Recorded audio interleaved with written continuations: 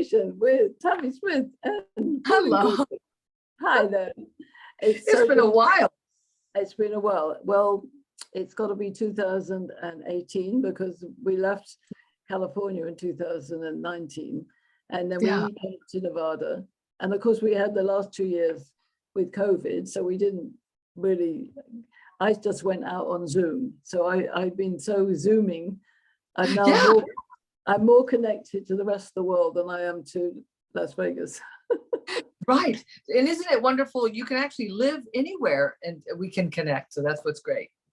Well, it is. And, as you know, I'm British, so my family are in a long way away. But I just love the fact that I'm connected now to women and men across the world. And the last 2 years, and this is important because of going on Zoom, and interesting enough, on January the 28th, 2020, I flew to Manila, of all places, not knowing what was going to happen. And then a week later, flying back through an empty Hong Kong and a half-full aeroplane. It was amazing. It was a pivotal week. Right. Then I had a big conference I was going to be at in San Francisco. Of course, that didn't happen. And suddenly you realize you have to change your perspective. And what I started doing was monthly, what I call wisdom circles, magical conversations. Oh, I like this. I started inviting men and women from across the world. So I had everybody from Australia to Canada to UK, Africa, and we had men and women. And what we did was we looked at this map and we asked questions of men and women individually. So we'd have an intro and then put men in a breakout room, women in a breakout room, ask exactly the same question, and then look at what the result was, not just in terms of content, but the style. Right. What we know is that men and women are different. Yes, and that's okay, And that's okay. And of course, everybody who came was reasonably willing because they came. There were one or two people who would never come back again. But when you're exploring this subject matter, it's very sensitive to people's perceptions and their experiences. Right, so, we all come from. I remember one lady came in from England and she said, what I love about these meetings is that I feel safe to reference things that were unsafe when I was in the corporate world and being treated badly. But here I can share them.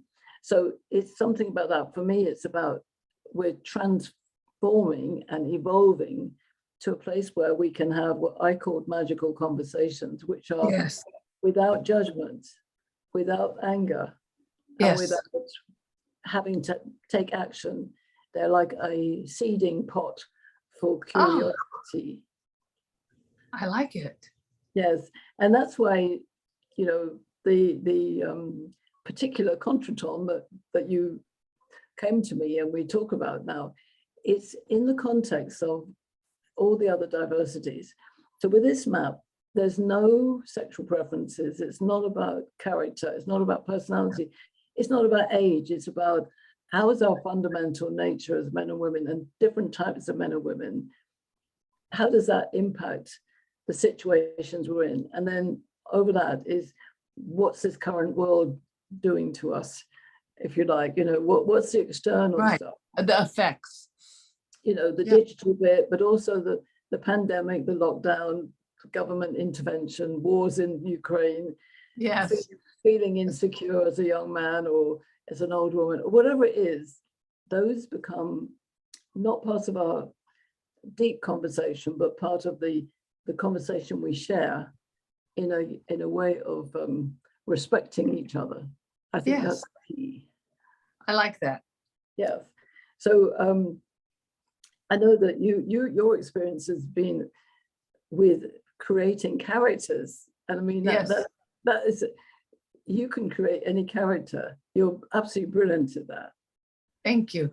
I love to train through dramatization, like being an example of a good behavior through an outrageously bigger than life character, or a attribute that maybe we don't want to do. And that would be my nitpick Nelly character.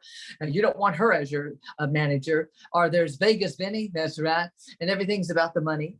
And then my favorite character was from my Pentecostal days. Back in the day, my mother was in Louisiana and I was just a young girl, and I did like all that gospel music.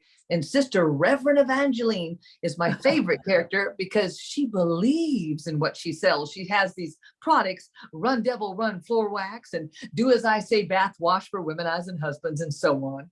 But anyway, it's quite fun. It's a celebration of the time when people really did enjoy those presentations of powerful speakers, and now I just feel like we're sort of hiding behind screens, and we're having this this new image of what our personality. And so I love to return to authenticity. That's what I love.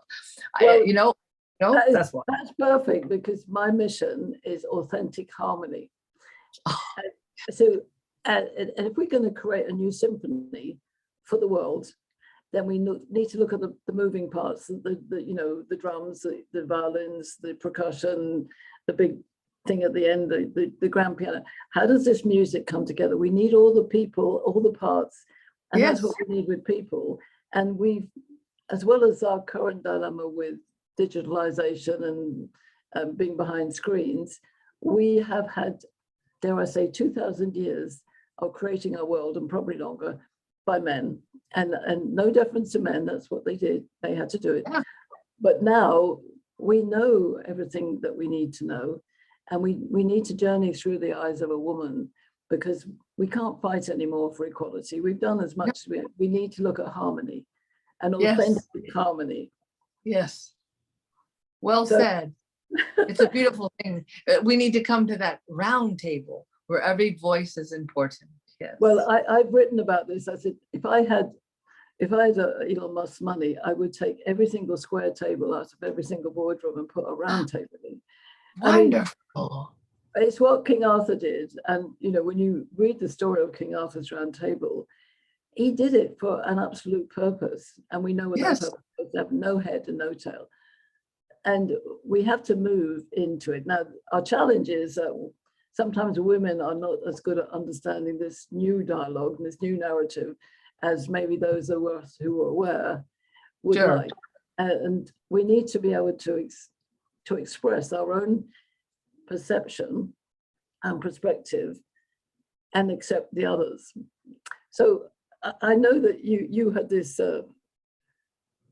interesting experience.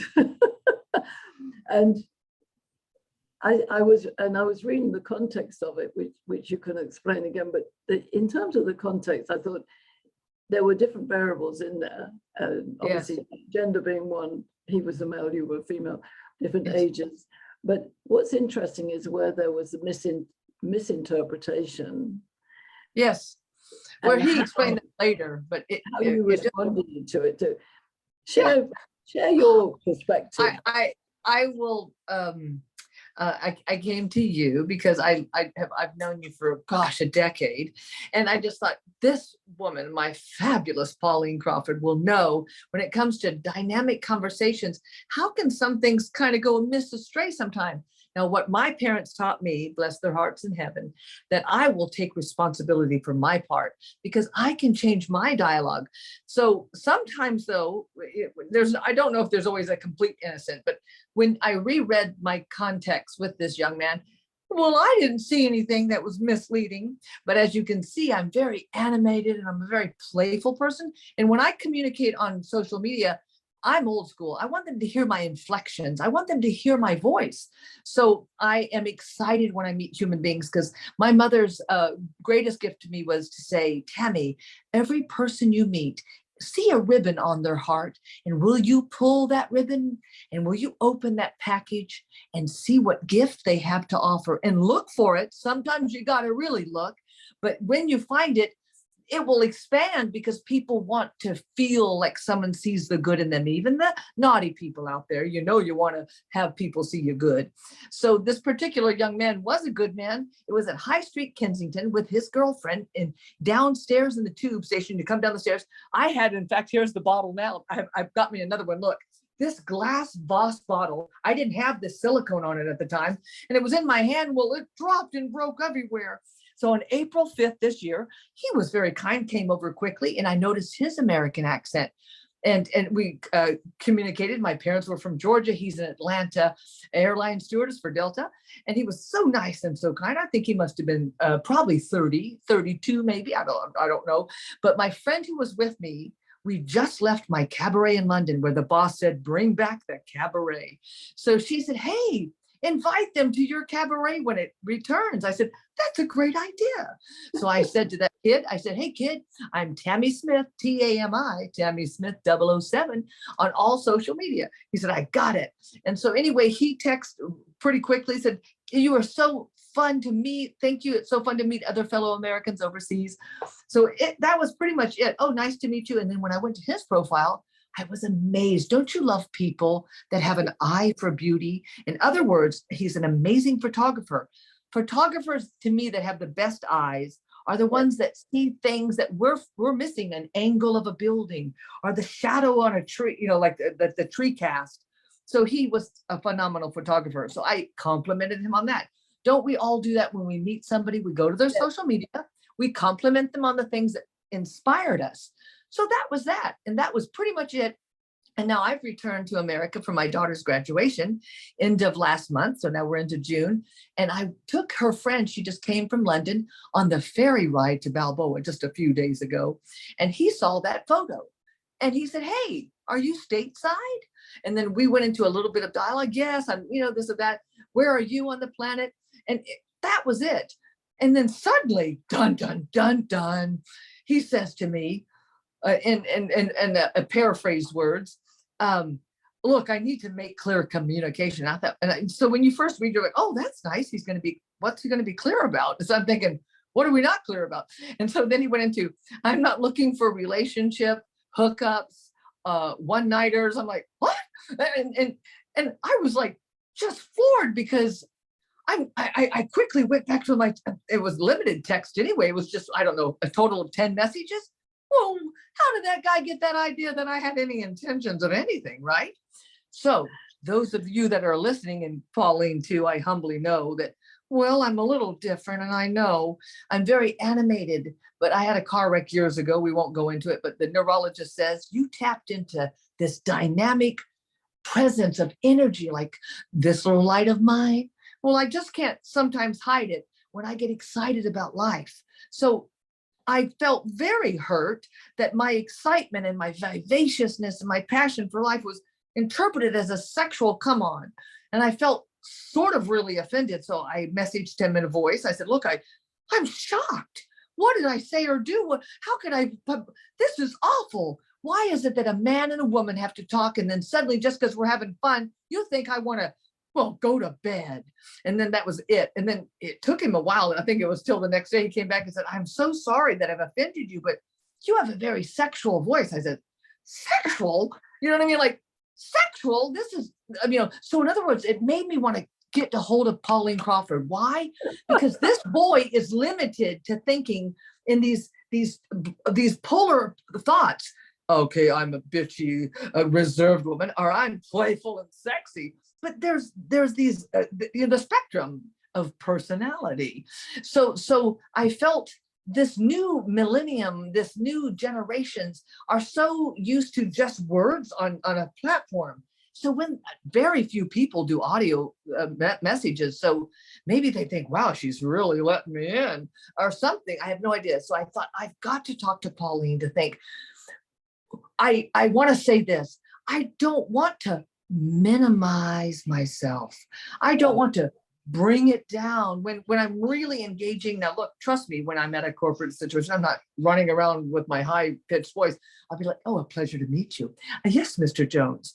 But this boy we were having fun, I thought. So Yeah. I let my full spectrum come out, but I am not an intentional person that those are the kind of things I'm even thinking about at my age, that I feel like I'm sort of this mother love. And so Yes. I felt sad when the boy thought it was sexually intended. So I felt, how can I be responsible for this? So what do you think, Pauline? What do you think? What happened? Well, I think there's a few variables here. And one of them is gender, obviously, because he's male and female, but there's also age. And I think one of the things that's very important to remember is that at 30, you don't know what it's like to be 60. So we cannot experience the future. And Right. also we're in a different generation. Do you think when he Yes. was, if you're 60, I'm he was baby boomer. Yeah. you were 30 when he was born, as in he Oh. was born in the 90s. So my children are 45 and 43, so they were born pre-social media. So this young man is born slightly Media. but by the time he was like 10, Teenager. so, Yeah. so we have to remember the neural networks of these younger kids and digital kids is totally different. But when we look at the sort of core biology, and this is not to do with sexual variations, we have to know that men are very different to women in a fundamental way. They tend to be very one-on-one, yes, no, task focused. Okay. Whereas, and this is why I draw my map, is there's lots of lines on the male side. And there are different types of men, but the men really do live in boxes. And that means that they're not limited. They have lots of boxes and lots of topics, but when they're on this topic, they make decisions. So he might have made a decision based on the first connection, which was helping you, very generous, picking up the pieces, you invite him, and then maybe you went to another box after a period of time, and he was responding in that box, whereas women don't have boxes. We have A circle of life. And I give you an example, a workshop where I would say, women are very very good at multitasking. I get men who say, oh, I can do multitasking. So I always very calmly say, oh, tell me about that. So they say, well, I have lots of jobs and I get them done.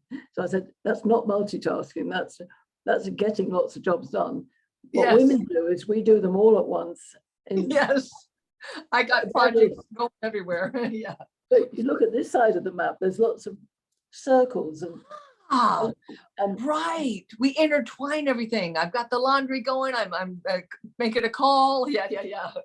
Now, the thing is to recognize as a woman that we're more complex than men. And I've interviewed many, many men, and they say this.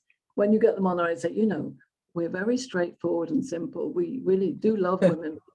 We don't understand why they make life so complicated. Yes, I admit. So when we're very enthusiastic and that they love us, but sometimes they're not quite sure what that means.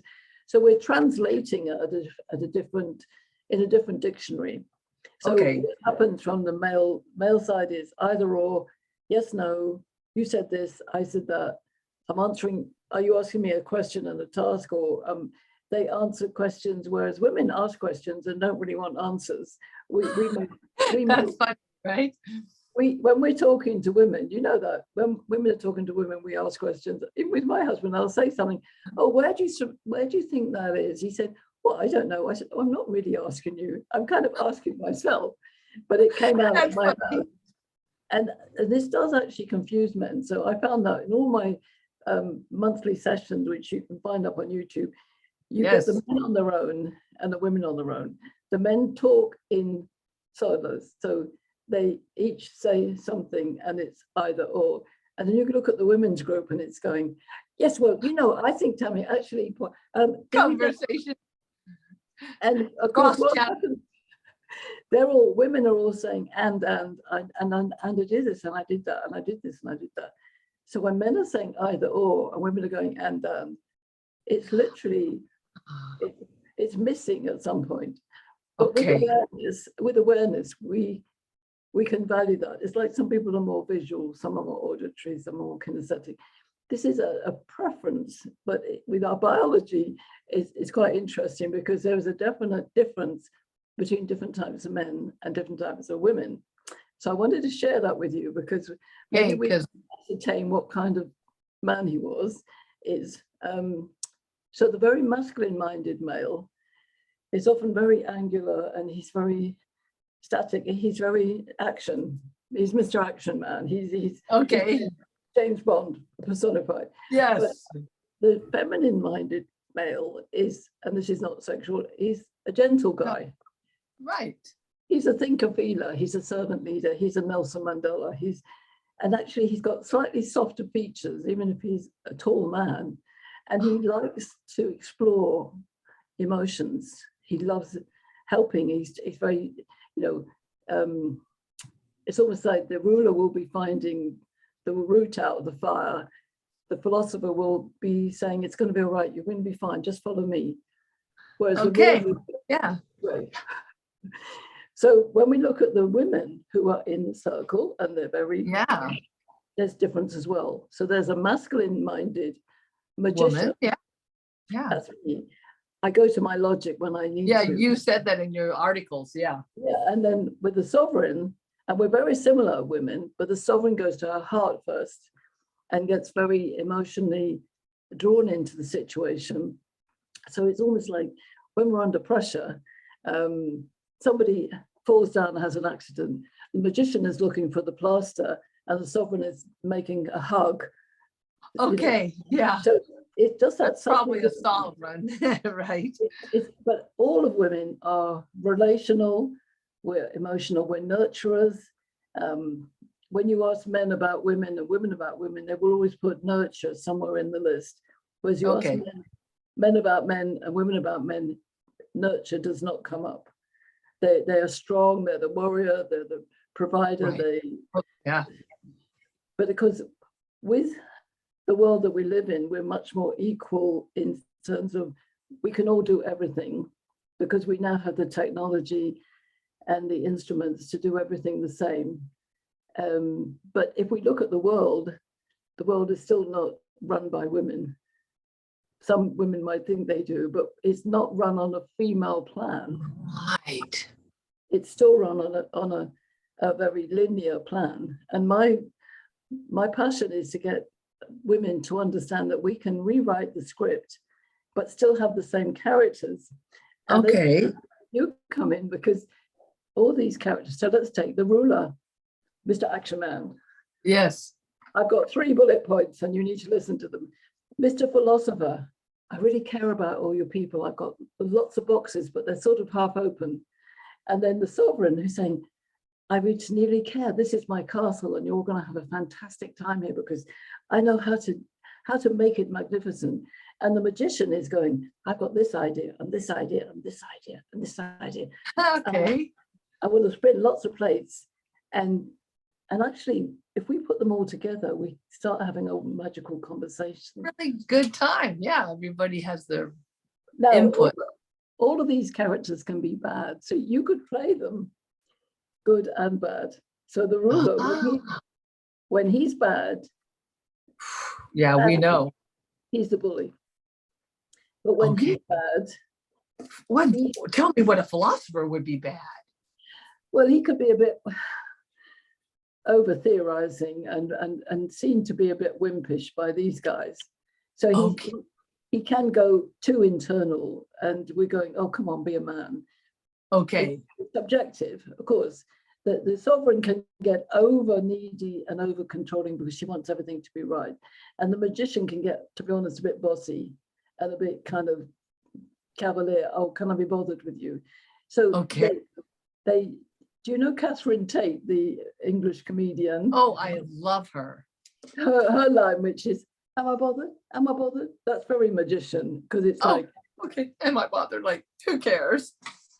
So if we understand that this is the bully, this is the wimp, this is the victim, this is the bitch, and audience always laugh about that because we recognize bad behavior. Now let's get back to your young man. I think potentially he's got a very creative energy. You say he's a photographer. He's got eye for things, but he could be either of these guys. But essentially, he's in a box. When he got to the box where he went a bit wrong and made some assumptions, he didn't realize he trapped into the wrong box because you were doing these circles. Okay, right. He was getting a little confused, right? So he was getting confused. And in fact, he was going, I think he, at some point, didn't he say, oh, I really didn't mean to offend. I really didn't mean to offend. Right. So that was his way, his philosopher saying, oh my God, I did step over the line. And remember, he hasn't got the maturity of the extra 3 decades that you have. Okay.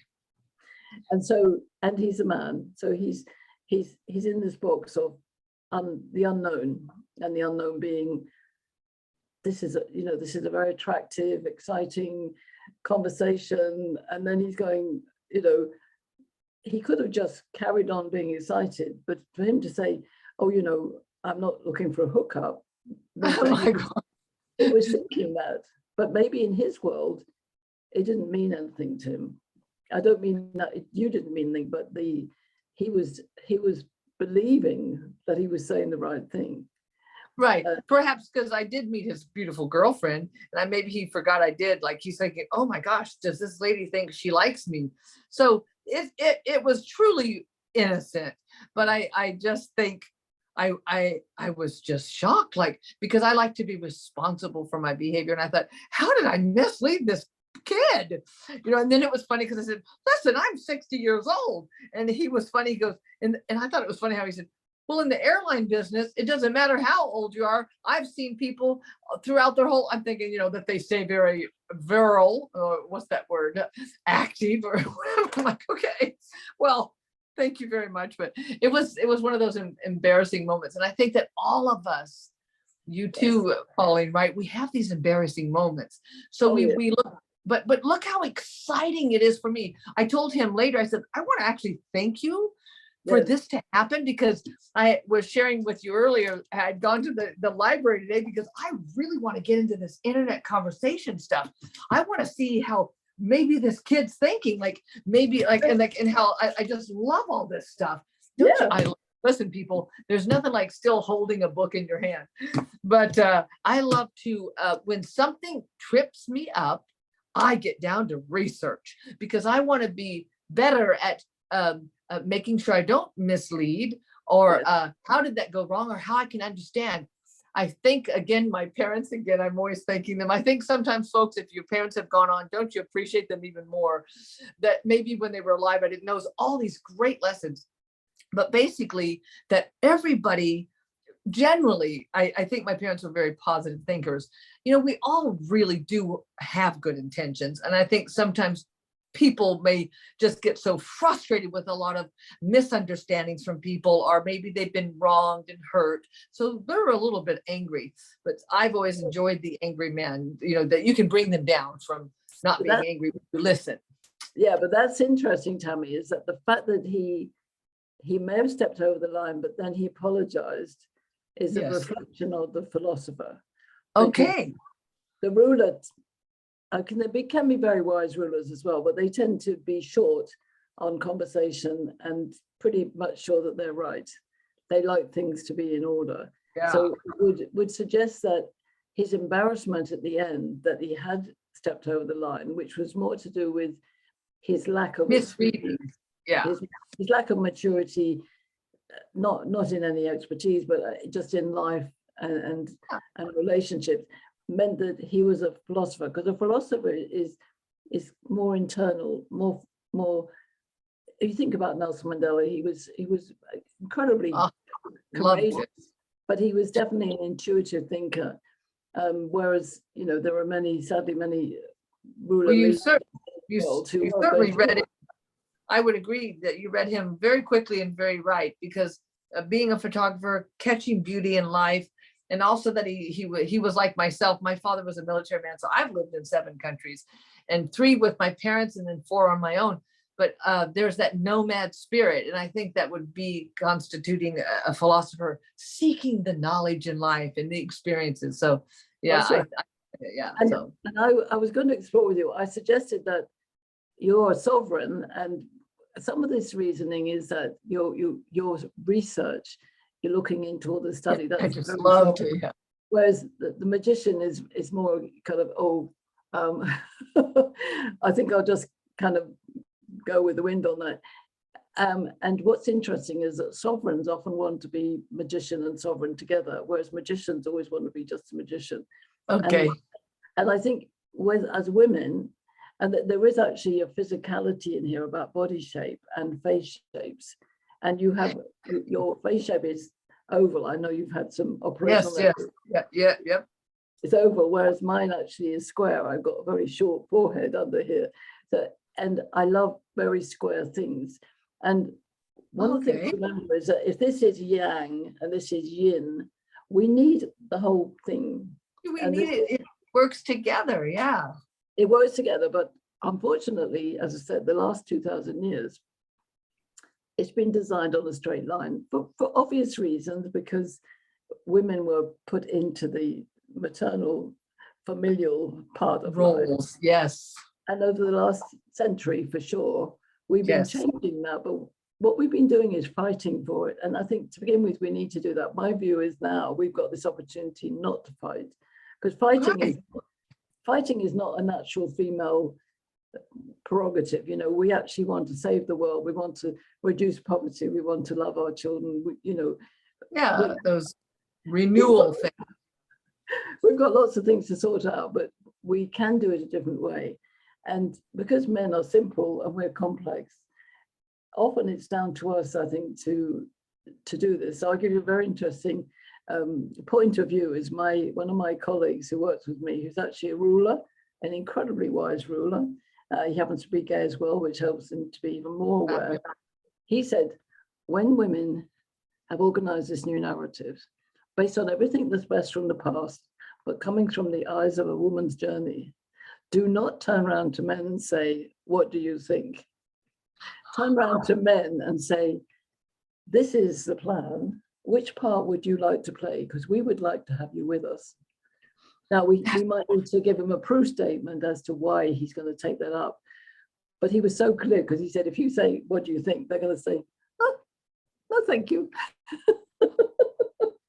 Why would they? Why would men ever want equality? They've had 2,000 years of it not being that. So I think we bless the past and say, okay, we take la creme de la creme. Women are very talented at business. We're very talented at life. We're very talented at social things, and let's use the best. And this is why I'm excited about the G100. I have been given this global role to set up different country chairs to look at positive. So exciting. And it's about conversations across gender, which will not just solve the niceties of life, but actually reduce violence against women and girls in countries that we know it exists, as in Africa and India. And to be honest, even in supposedly developed countries where women are not elevated to joint custody. So my view is we need to take joint custody because we are half of the world. And if that means factoring in families and caretaking and menopause, you know. All of it. Yeah. And there's a lovely statement in this article I sent you about the woman who's running NatWest Bank, I think it is. And she said, you can do career and family. And you have to remember, children grow up. Yeah, you know, yes. If a woman is pregnant and has babies, it's not a forever thing. No. And I think it's such an obvious thing that we need to do. And this is where people like yourself and me come into it, because we are real life. We're real life, and we want to make it better. We want it to be better. Not everybody's going to understand us all of the time. No. But the ones who do want to come and join us. And the G100 is not just about women. It's women-led groups, but it's inviting wise men to each group who will advocate for men, advocate for women. And I think this is our time. It's a wonderful time to be a woman. The time has come. So I think we're a great complement to each other. Thank because you. I really feel better and understand, and I'm just excited to learn more. To accept like faux pas will happen, and you move on, and you remember them. I always like to learn. Oh, oh, okay. You know. absolutely. And that's the only way we grow forward, is to learn. If we hold on to the past as a trauma or a disaster, then we take that with us. In fact, as you know, my husband's a musician. He's got a lovely song that he wrote called Don't Look Back Unless you're looking for a sweet memory. So only look to the past for the amazing memories and take those forwards. Learn from the failures, learn from the mistakes, but don't take the mistakes forward. And this is what my challenge is. And I really want Wonderfully said. Yeah. Yeah, is to have conversations where we're actually going to do exactly what you did. You're going to come at some points going, oh, that was a bit of shock. What was going on there? It's all good. I just enjoy when people have that good banner, as they say, where the flow of there's nothing better than a great conversation. And I'd say, indeed, we've been having that. Well, I think this has been not just a great conversation, but a very magical conversation. And Yes. There was a statement that I can't read, but it said, whichever gender identity you choose, because we know there's a lot of gender identity, it always impacts the dynamics in the room. And this is what gender dynamics intelligence is. It's not about sexual preferences or anything, diversity. It's about understanding the very simple part of our differences and respecting it, and then getting into conversation. So I think we've had a really good start here. No, for sure. I love that would be one of the greatest gifts. For another example was living around the world. My father used to say, I remember the one moment we got to Germany and we slid us in this wooden, nice cubby corner kitchen nook. And he said, well, here we are, we're in Germany. And he said, children, what have I taught you in the past? And so I raised my hand and my dad said, hold on, let me ask your brother. All right, Ricky, tell me what we're going to do here. And my brother was older, so he'd be slumped down. He goes, well, we're supposed to look, listen, and learn. You know what I mean, right? Because he was always like, oh, here we go again. And then he goes, all right, Tammy, what does that mean? Well, Dad, what that means is I'm going to hold back on the things that I know so that I can open my heart to learn more. And he said, my girl, you know, right? So what a delightful upbringing to open our hearts to our differences so that we can enrich our lives. Oh, that is perfect. And I think that's a good roundup for this conversation. So I would Mwah. A pleasure, my darling.